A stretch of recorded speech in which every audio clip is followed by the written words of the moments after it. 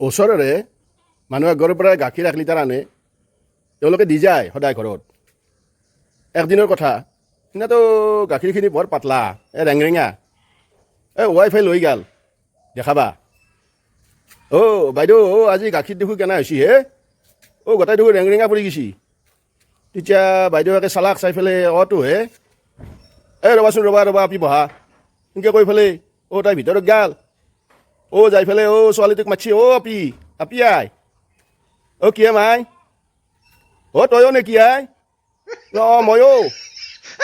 ওচৰতে ৰুমটোত আৰু দেউতাকে কিবা কাম কৰি আছিল। দেউতাকে শুনি পেলাই কৈছে, ময়ো। মইতো দিছোঁৱে। তাৰমানে তিনিও পানী দিছি।